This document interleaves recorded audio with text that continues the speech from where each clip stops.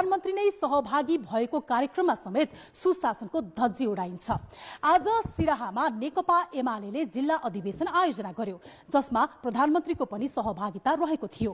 अधिवेशनमा उपस्थित रहेका कार्यकर्ताहरूका लागि जिल्लाबाट या भनौं स्थानीय तहबाट इन्धनको व्यवस्थापन गरिएको थियो। यति मात्र कहाँ हो र अधिवेशनमा बालबालिकाको प्रयोग गरेको पाइयो भने सरकारी गाडीको पनि चरम दुरुपयोग गरेको पाइयो। यी सब सुशासन हो वा कुशासन? प्रधानमन्त्री एवं एमालेका अध्यक्ष केपी शर्मा ओली सुशासनको कुरा गरेर थाक्नुहुन्न। आजै मध्य प्रदेश सभालाई सम्बोधन गर्नुभएका प्रधानमन्त्री ओलीले सुशासनको धेरै कुरा गर्नुभयो, तर आजै सिराहा सदरमुकाममा उहाँ सहभागी एमालेको जिल्ला अधिवेशनमा विभिन्न ठाउँबाट कार्यकर्ता उतार्न एमाले नेतृत्व गरेका जिल्लाका स्थानीय तहहरूबाट सरकारी ढुकुटी रित्याएर इन्धन वितरण गरियो।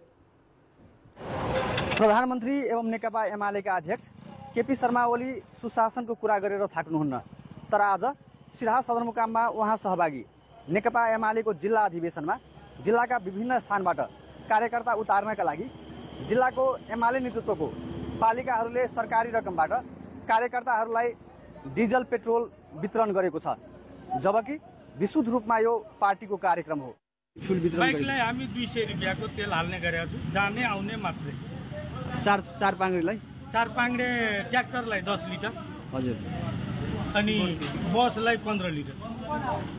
यसमा सहयोगको रूपमा ट्र्याक्टरहरू जो हाम्रो पार्टीको आबद्ध कार्यकर्ताहरूको गाडी छ, उहाँहरूको गाडी सहयोगको रूपमा मागेको छु, मात्रै फ्युल दिने व्यवस्था गरेको छु, भाडामा छैन।